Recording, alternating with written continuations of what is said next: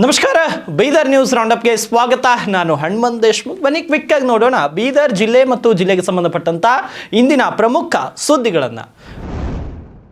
ಬಸವ ಕಲ್ಯಾಣ ನಗರದ ಹೊರವಲಯದಲ್ಲಿ ನಡೆದ ಸೂಫಿ ಸಂತರ ಸಮ್ಮೇಳನದಲ್ಲಿ ಮಾಧ್ಯಮಗಳಿಗೆ ಪ್ರತಿಕ್ರಿಯೆ ನೀಡಿದಂಥ ಸಚಿವ ಈಶ್ವರ್ ಖಂಡ್ರೆ, ದೇಶದಲ್ಲಿ ಜಾತಿ ಧರ್ಮಗಳ ನಡುವೆ ಜಗಳ ಹಚ್ಚುವ ಕೆಲಸ ನಡೆದಿದೆ. ಜನರ ಭಾವನಾತ್ಮಕ ವಿಷಯಗಳನ್ನು ಮುಂದಿಟ್ಟುಕೊಂಡು ಜಗಳ ನಡೆಸುವಂಥ ಹುನ್ನಾರ ನಡೀತಿದೆ ಅಂತ ತಿಳಿಸಿದರು. ಒಂದು ಸಮುದಾಯವನ್ನು ಟಾರ್ಗೆಟ್ ಮಾಡಿ ಸಮುದಾಯದ ವಿರುದ್ಧ ಜನರನ್ನ ರೊಚ್ಚೆಬ್ಬಿಸಿ ಜಗಳ ಹಚ್ಚುವ ಕುತಂತ್ರ ನಡೀತಿದೆ. ಒಂದು ಸಮುದಾಯವನ್ನು ಟಾರ್ಗೆಟ್ ಮಾಡಿ ಹೊಸ ಕಾಯ್ದೆಗಳನ್ನು ತಂದು ಸಮುದಾಯವನ್ನು ಹತ್ತಿಕ್ಕುವ ಪ್ರಯತ್ನ ಕೂಡ ನಡೀತಿದೆ. ಇದರ ವಿರುದ್ಧ ಶಾಂತಿ, ಸೌಹಾರ್ದತೆ ಮತ್ತು ಸಮಾನತೆಯ ಸಂದೇಶ ಸಾರುವ ಸೂಫಿ ಸಂತರ ಕಾರ್ಯಕ್ರಮ ಶರಣರ ನಾಡಿನಲ್ಲಿ ನಡೆಯುತ್ತಿದೆ. ಇಂತಹ ಕಾರ್ಯಕ್ರಮಗಳಿಂದಲೇ ಸಂವಿಧಾನ ಮತ್ತು ಪ್ರಜಾಪ್ರಭುತ್ವ ಉಳಿಯಲು ಸಾಧ್ಯ ಎಂದರು. सूफी संत का जो कॉन्फ्रेंस है ये भाईचारे का, सद्भावना का, इंसानियत का, ये मानवीयता का एक संदेश देने का एक कार्यक्रम हुआ है. हजारों की संख्या में लोग यहाँ पर भाग लिए हैं. ये इसका संदेश है कि सभी लोग शांति चाहते हैं, अमन चाहते हैं, भाईचारा चाहते हैं. आज देश में आतंक फैला हुआ है, जो जाति में धर्म में लोगों के भावनात्मक विषयों को जो है निकाल के जो लड़ाने की कोशिश कुछ फिरकापरस्त लोग कर रहे हैं, उसके खिलाफ एक आवाज़ है. और एक समुदाय को निशाना करके जो उनके खिलाफ लोगों को भटकाया जा रहा है, उनके खिलाफ लोग कानून कायदे लेके आ रहे हैं, इसके खिलाफ संविधान को बचाने का, प्रजातंत्र को बचाने का संकल्प है. संकल्प को मजबूत करने के लिए जात्यातीत विचारों को और भी ताकत देने का ये एक सूफी संतों का समावेश है. तो मैं आयोजकों को मेरे तरफ से बहुत बहुत बधाई, शुभकामनाएं देकर. ये बसवन्ना का नाड़ है, बसवन्ना का पुण्य क्षेत्र है, जो 12वीं शताब्दी में लोगों को भाईचारे का, स्वातंत्र का, समानता का, समाज निर्माण करने का उनका जो ये उद्देश्य है, ऐसे पुण्य भूमि से ये कार्यक्रम यहाँ पर जो आयोजन किया गया है, ये प्रशंसनीय कार्य है. फिर एक बार सबको बधाई. ಶರಣರ ನಾಡು ಬಸವಣ್ಣನವರ ಕರ್ಮಭೂಮಿ ಬಸವ ಕಲ್ಯಾಣದಲ್ಲಿ ನಿನ್ನೆ ರಾತ್ರಿ ನಡೆದಂಥ ಸೂಫಿ ಸಂತರ ಸಮ್ಮೇಳನವು ಪ್ರೀತಿ, ಶಾಂತಿ, ಸೌಹಾರ್ದತೆಗೆ ಸಾಕ್ಷಿಯಾಯಿತು. ಕಾರ್ಯಕ್ರಮದಲ್ಲಿ ಹಲವಾರು ಸೂಫಿ ಸಂತರು, ಮಠಾಧೀಶರು, ರಾಜಕೀಯ ಗಣ್ಯರು ಭಾಗಿಯಾಗಿದ್ದರು. ಅಂದಿನ ಸೂಫಿ ಸಂತರು ಹಾಗೂ ಶರಣರು ಸಮಾನತೆ, ಶಾಂತಿ, ಸೌಹಾರ್ದತೆಗಾಗಿ ಪ್ರಾಶಸ್ತ್ಯವನ್ನು ಕೊಡ್ತಿದ್ರು. ಇಂಥ ಕಾರ್ಯಕ್ರಮಗಳಿಂದಲೇ ಸಮಾಜದಲ್ಲಿ ಶಾಂತಿ, ಸೌಹಾರ್ದತೆ, ಪ್ರೀತಿ ಸಮಾಜದಲ್ಲಿ ನೆಲೆಸುತ್ತೆ ಅಂತ ಹಲವರು ಅಭಿಪ್ರಾಯಪಟ್ಟರು. ಬಸವ ಕಲ್ಯಾಣ ನಗರದಲ್ಲಿ ಹಮ್ಮಿಕೊಂಡಿದ್ದ ಸೂಫಿ ಸಂತರ ಸಮಾವೇಶದಲ್ಲಿ ಹಿಂದೂ ಎನ್ನುವುದು ಧರ್ಮವೇ ಅಲ್ಲ, ಅದೊಂದು ಬ್ರಾಹ್ಮಣ ಧರ್ಮವಾಗಿದೆ. RSSನವರು ಹೆದರು ಪುಕ್ಕಲರು, ಅವರ ಸಂಖ್ಯೆಯು ತೀರಾ ಕಡಿಮೆ ಇದೆ ಅಂತ ಹೈಕೋರ್ಟ್ನ ನಿವೃತ್ತ ನ್ಯಾಯಮೂರ್ತಿ BG ಕೊಲ್ಸೆ ಪಾಟೀಲ್ ಅವರು ಹೇಳಿಕೆಯನ್ನು ನೀಡಿದ್ದಾರೆ. ಹಿಂದೂ ಎನ್ನುವುದು ಒಂದು ಗಾಲಿಯ ಅಂದರೆ ಬೈಗುಳಳ ಆಗಿದೆ, ಅದು ಜನಕ್ಕೆ ಅರ್ಥವಾಗ್ತಿಲ್ಲ. ಹಿಂದೂ ಧರ್ಮದ ಹೆಸರಿನಲ್ಲಿ ಬ್ರಾಹ್ಮಣರು ನಮ್ಮನ್ನು ಗುಲಾಮರಾಗಿಸಿಕೊಂಡಿದ್ದಾರೆ. ಎಲ್ಲ ದಂಗೆಗಳ ಮಾಲೀಕರು RSSನವರು. ಸಿಖ್ಖರ ದಂಗೆಯನ್ನು ಪ್ರಾರಂಭಿಸಿದ್ದು ಕೂಡ ಅವರೇ. ಅದರಿಂದ ನಾವೆಲ್ಲರೂ ಒಟ್ಟಾಗಿ ರಾಜಕಾರಣ ಮಾಡಬೇಕಾಗಿದೆ. ನಾವು ಕೇವಲ RSS ಹಾಗೂ ಬ್ರಾಹ್ಮಣರ ವಿರುದ್ಧ ಹೋರಾಡಬೇಕಾಗಿದೆ ಅಂತ ತಿಳಿಸಿದರು. तथाकथित हिंदू धर्म नहीं है, वो ब्राह्मण धर्म है. 1900 तक और उसके पहले भी ये सब ब्राह्मण उनका धर्म अलग मानते थे. वो हिंदू धर्म एक परकियों ने दी हुई हिंदू गालियां है, वो गाली हम लोगों को समझाते नहीं. हिंदू नाम का कोई धर्म नहीं था, सिर्फ ब्राह्मण धर्म था.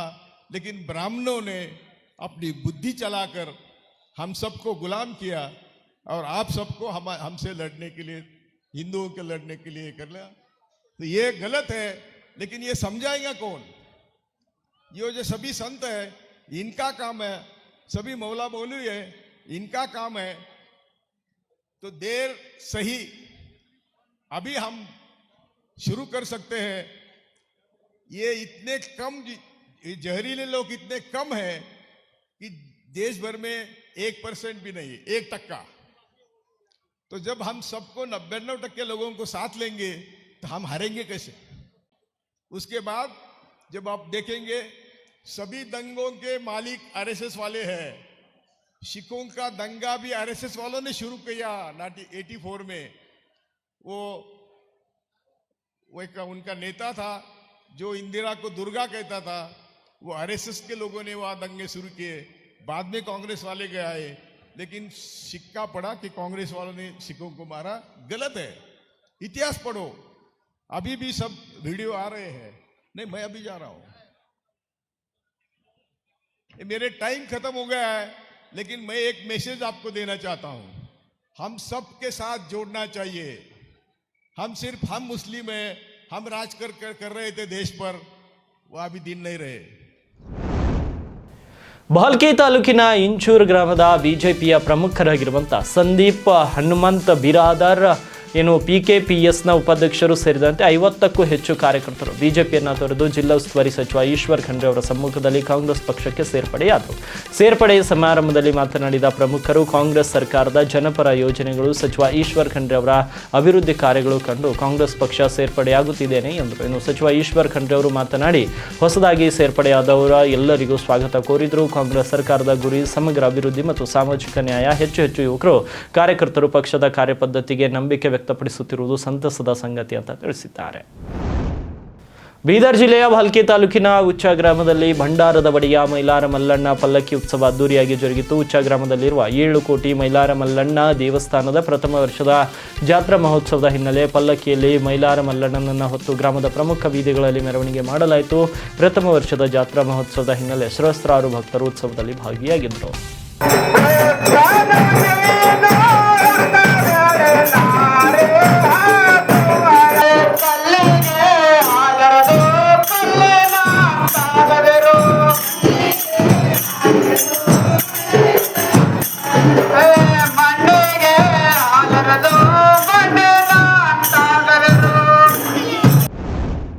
ಕಾರಂಜ ಹಿನ್ನೀರಿನಲ್ಲಿ ಜಮೀನು ಕಳೆದುಕೊಂಡಂತ ರೈತರಿಗೆ ಸೂಕ್ತ ಪರಿಹಾರ ನೀಡುವಂತೆ ಒತ್ತಾಯಿಸಿ ಕಾರಂಜ ಮುಳುಗಡೆ ಸಂತ್ರಸ್ತರ ಹಿತರಕ್ಷಣಾ ಸಮಿತಿ ಹಾಗೂ ಬೀದರ್ ಸಮಗ್ರ ಅಭಿವೃದ್ಧಿ ಜಂಟಿ ಕ್ರಿಯಾ ಸಮಿತಿ ವತಿಯಿಂದ ವಿಧಾನ ಪರಿಷತ್ ಸದಸ್ಯ ಡಾಕ್ಟರ್ ಚಂದ್ರಶೇಖರ್ ಪಾಟೀಲ್ ಅವರಿಗೆ ಮನವಿಯನ್ನು ಸಲ್ಲಿಸಿದರು. ಮುಂಬರುವ ಅಧಿವೇಶನದಲ್ಲಿ ನಾರಂಜ ಮುಳುಗಡೆ ಸಂತ್ರಸ್ತರಿಗೆ ವೈಜ್ಞಾನಿಕವಾಗಿ ನ್ಯಾಯಾಲಯ ನೀಡಿರುವ ತೀರ್ಪಿನಂತೆ ಸಮರ್ಪಕ ಪರಿಹಾರವನ್ನು ಕಾಲಮಿತಿಯಲ್ಲಿ ನೀಡಲು ಸೂಕ್ತ ಕ್ರಮ ಕೈಗೊಳ್ಳಬೇಕು ಅಂತ ಕಾರಂಜ ಸಂತ್ರಸ್ತರ ಹಿತರಕ್ಷಣಾ ಸಮಿತಿ ಅಧ್ಯಕ್ಷ ಚಂದ್ರಶೇಖರ್ ಪಾಟೀಲ್ ಮನವಿಯನ್ನು ಮಾಡಿದರು.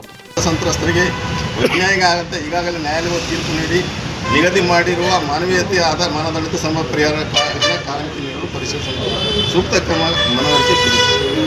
ಸರ್, ಈಗ ನಮ್ಮ ಸಮಸ್ಯೆ ಏನಾಗಿ ಅಂದ್ರೆ ಭಾಳ ಒಬ್ಬರು ನ್ಯಾಯಾಲಯಕ್ಕೆ ಹೋಗ್ತಾರೆ, ಅವ್ರು ದುಡ್ಡಿದ್ದು ಎಲ್ಲ ಬಲಿಷ್ಠಿದ್ರು, ಅವ್ರು ದುಡ್ಡು ಹೆಚ್ಚಿನ ಪರಿಹಾರ ತೊಗೊಂಡಿದ್ದಾರೆ.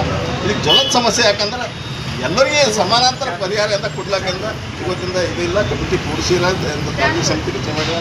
ಅದಕ್ಕೆಂದ್ರೆ ನಾವು ಇದು ಹೆಚ್ಚುವರಿ ಜಮೀನಿನಿಂದ ಭಾಳ ಸಮಸ್ಯೆ ಆಗ್ತಾಯಿತ್ತು. ಏನು ಎಕ್ಸಸ್ ಲ್ಯಾಂಡನ್ನು ಏನು ನಿಂದಿರ್ತದೆ, ಅದಕ್ಕೂ ಇವತ್ತಿಗಿಂದ ಬಾಬಾ ಸಾಹೇಬ್ ಅಂಬೇಡ್ಕರ್ ಸಂವಿಧಾನ ಕೊಟ್ಟಿದ್ದಾರೆ.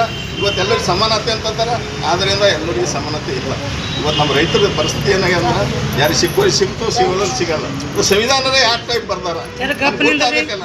ಇವತ್ತಿಂದ ಹೆಚ್ಚಿನ ಪರಿಹಾರ ತೊಗೊಂಡವ್ರು ಕೋರ್ಟಿಗೆ ಹೋಗಿ ಹೆಚ್ಚಿನ ಪರಿಹಾರ ತೊಗೊಂಡ್ರು. ಇವತ್ತು ನಾವು 30-40 ವರ್ಷದ ಹೋರಾಟ ಮಾಡ್ತಾಯಿದ್ವಿ.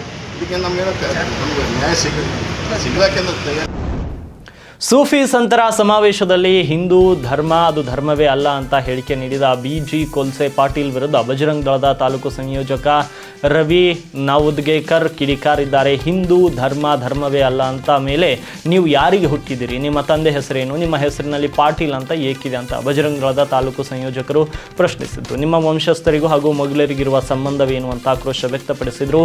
RSS ಬಗ್ಗೆ ಮಾತನಾಡುವ ಯೋಗ್ಯತೆ ನಿಮಗಿಲ್ಲ. ನೀವು ಬಂದಿರೋದು ಸೂಫಿ ಸಂತರ ಕಾರ್ಯಕ್ರಮಕ್ಕೆ. ಆ ಕಾರ್ಯಕ್ರಮದಲ್ಲಿ ಧರ್ಮಗಳ ಮಧ್ಯೆ ವಿಷಬೀಜ ಬಿತ್ತುವ ಕಾರ್ಯಕ್ರಮ ಮಾಡಬಾರ್ದು. ನಿಮ್ಮ ರಾಜಕೀಯ ವೇಳೆ ಬಯಸಿಕೊಳ್ಳಲು ಇಂತಹ ವೇದಿಕೆಯನ್ನು ಕೊಡುತ್ತಿದ್ದೀರಿ ಎಂದು ಬಜರಂಗ ದಳದ ತಾಲೂಕು ಸಂಯೋಜಕ ರವಿ ನಾವುದ್ಗೇಕರ್ ನಿವೃತ್ತ ನ್ಯಾಯಮೂರ್ತಿ ವಿರುದ್ಧ ಕಿಡಿಕಾರಿದ್ದಾರೆ.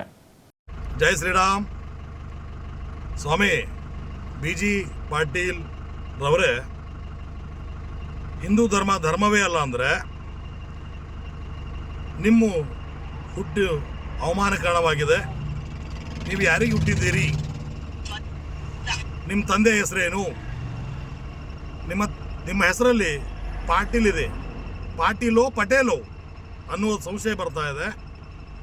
ಮತ್ತು ಮೊಘಲರ ಜೊತೆ ನಿಮ್ಮ ವಂಶಸ್ಥರದ ಸಂಬಂಧ ಏನಾದರೂ ಇದೆಯಾ? ಹಾಗೆ RSSನ ಬಗ್ಗೆ ಮಾತನಾಡುವ ಯೋಗ್ಯತೆ ನಿಮಗಿಲ್ಲ. ಜೊತೆಗೆ ಉಂಡು ಮನೆಗೆ ದ್ರೋಹವಾಗಿರುವ ನಾಯಕ ನೀವು.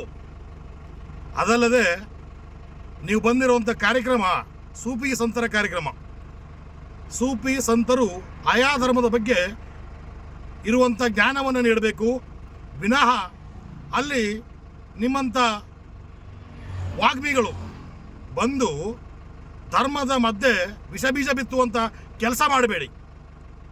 ನಿಮ್ಮ ರಾಜಕೀಯ ಬೆಳೆ ಬೆಳೆಸ್ಕೊಳ್ಳು ಹಿಂದೂ ಧರ್ಮವೇ ಅಲ್ಲ ಅಂತಂದಾದ್ಮೇಲೆ ನಿಮ್ಮ ಹೆಸರಿನ ಮುಂದೆ ಪಾಟೀಲ್ ಇರೋದು ತಪ್ಪಲ್ವಾ? ವಯಸ್ಸಾಗಿದೆ ಸ್ವಾಮಿ, ನಿಮಗೆ ವಾತಾವರಣ ಸರಿಯಿಲ್ಲ, ಚಳಿ ಜಾಸ್ತಿ ಇದೆ, ಬಾಯಿಗೆ ಒಂಕಾಗಿತ್ತು. ಹಾಗಾಗಿ ದಯಮಾಡಿ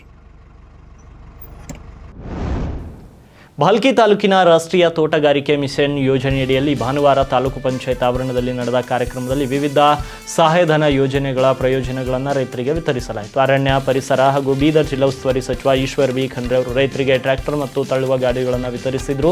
ಪರಿಶಿಷ್ಟ ಜಾತಿ ಮತ್ತು ಪರಿಶಿಷ್ಟ ಪಂಗಡದ ರೈತರಿಗೆ ಶೇಕಡಾ 50% ಸಬ್ಸಿಡಿಯಲ್ಲಿ 1,87,835 ರೂಪಾಯಿ ಸಹಾಯಧನ ಮಂಜೂರಾತಿ ಪತ್ರಗಳೊಂದಿಗೆ ಟ್ರ್ಯಾಕ್ಟರ್ಗಳನ್ನು ನೀಡಲಾಯಿತು. ಇತರೆ ರೈತರಿಗೆ 75,000 ಸಹಾಯಧನ ಮಂಜೂರಾತಿ ಪತ್ರಗಳನ್ನು ವಿತರಿಸಲಾಯಿತು. ಒಟ್ಟು 4 ಜನ ರೈತರಿಗೆ ಟ್ರ್ಯಾಕ್ಟರ್ಗಳು ಮತ್ತು 6 ಜನ ರೈತರಿಗೆ ತಳ್ಳುವ ಗಾಡಿಗಳನ್ನು ತೋಟಗಾರಿಕೆ ಇಲಾಖೆ ವತಿಯಿಂದ ನೀಡಲಾಯಿತು. ಬೀದರ್ ಜಿಲ್ಲೆಯ ಹುಮ್ನಾಬಾದ್ ವಿಧಾನಸಭಾ ಕ್ಷೇತ್ರದ ವ್ಯಾಪ್ತಿಗೆ ಬರುವ ಘಾಟ್ಬೋರಾಳ್ ಗ್ರಾಮದಲ್ಲಿರುವ 33 ಕೆವಿ ವಿದ್ಯುತ್ ಕೇಂದ್ರವನ್ನು 110 ಕೆವಿ ವಿದ್ಯುತ್ ಕೇಂದ್ರಕ್ಕೆ ಮೇಲ್ದರ್ಜೆಗೇರಿಸಲು ವಿಧಾನ ಪರಿಷತ್ ಸದಸ್ಯ ಭೀಮರಾವ್ ಪಾಟೀಲ್ ಅವರು ಚುಕ್ಕೆ ಗುರುತಿನ ಪ್ರಶ್ನೆ ಮೂಲಕ ಸದನದ ಗಮನ ಸೆಳೆದಿದ್ದಾರೆ. ಬೆಳಗಾವಿಯ ಸುವರ್ಣಸೌಧದಲ್ಲಿ ನಡೆಯುತ್ತಿರುವ ಚಳಿಗಾಲದ ಅಧಿವೇಶನದಲ್ಲಿ ಘಾಟ್ಬೋರಾಳ್ ಗ್ರಾಮದಲ್ಲಿರುವ 33 ಕೆವಿ ವಿದ್ಯುತ್ ಕೇಂದ್ರವನ್ನು 110 ಕೆವಿ ವಿದ್ಯುತ್ ಕೇಂದ್ರಕ್ಕೆ ಮೇಲ್ದರ್ಜೆಗೇರಿಸುವ ಬಗ್ಗೆ ಇಂಧನ ಸಚಿವರಿಗೆ ಪ್ರಶ್ನೆಯನ್ನು ಮಾಡಿದ್ದಾರೆ. ಈ ಬಗ್ಗೆ ಉತ್ತರ ಒದಗಿಸಿದ ಇಂಧನ ಸಚಿವ ಕೆಜೆ ಜಾರ್ಜ್ ಮೇಲ್ದರ್ಜೆಗೇರಿಸುವ ಬಗ್ಗೆ ಪ್ರಸ್ತಾವನೆ ಬಂದಿದ್ದು ಸಮನ್ವಯ ಸಭೆಯಲ್ಲಿ ಈ ಬಗ್ಗೆ ಚರ್ಚಿಸಿ ಅನುಮೋದನೆ ಪಡೆದು ಆದಷ್ಟು ಬೇಗ ಟೆಂಡರ್ ಕರೆಯುವುದಾಗಿ ಉತ್ತರವನ್ನು ಒದಗಿಸಿದ್ದಾರೆ. ಬಸವ ಕಲ್ಯಾಣ ತಾಲೂಕಿನ ಹಾರಕೂಡ ಹಿರೇಮಠದಲ್ಲಿ ಡಿಸೆಂಬರ್ 24ರಂದು ಹಮ್ಮಿಕೊಂಡಿರುವ 74ನೇ ಜಾತ್ರಾ ಮಹೋತ್ಸವದಲ್ಲಿ ಇಳಕಲ್ನ ಗುರು ಮಹಂತ ಸ್ವಾಮೀಜಿ ಹಾಗೂ ಹುಲಸೂರಿನ ಶಿವಾನಂದ ಸ್ವಾಮೀಜಿ ಅವರಿಗೆ ಬಸವ ಭಾನು ಪ್ರಶಸ್ತಿಯನ್ನು ನೀಡಲಾಗುತ್ತೆ ಅಂತ ಚನ್ನವೀರ ಶಿವಾಚಾರ್ಯರು ತಿಳಿಸಿದ್ದಾರೆ. ಸದ್ಗುರು ಚನ್ನ ಬಸವ ಶಿವಯೋಗಿಗಳ ಪುಣ್ಯಸ್ಮರಣೆ ಅಂಗವಾಗಿ 3 ದಿನಗಳ ಕಾಲ ಜಾತ್ರೆ ನಡೆಯಲಿದೆ. ಡಿಸೆಂಬರ್ 24ರಂದು 6 ಗಂಟೆಗೆ ರಥೋತ್ಸವ ಜರುಗಲಿದ್ದು ಬಳಿಕ 7 ಗಂಟೆಗೆ ಶಿವಾನುಭವ ಚಿಂತನಗೋಷ್ಠಿ ಆಯೋಜಿಸಲಾಗುತ್ತೆ. ಈ ಸಂದರ್ಭದಲ್ಲಿ ಪ್ರಶಸ್ತಿ ಪ್ರದಾನ ಮಾಡಲಾಗುವುದು ಅಂತ ತಮ್ಮ ಪ್ರಕಟಣೆಯಲ್ಲಿ ತಿಳಿಸಿದ್ದಾರೆ. ಇವಾಗಿದ್ವು ಬೀದರ್ ಜಿಲ್ಲೆ ಮತ್ತು ಜಿಲ್ಲೆಗೆ ಸಂಬಂಧಪಟ್ಟಂತ ಇಂದಿನ ಪ್ರಮುಖ ಸುದ್ದಿಗಳು. ಮತ್ತೆ ನಾಳೆ ಭೇಟಿಯಾಗ್ತೀನಿ ಬೀದರ್ ನ್ಯೂಸ್ ರೌಂಡ್ ಅಪ್ನಲ್ಲಿ.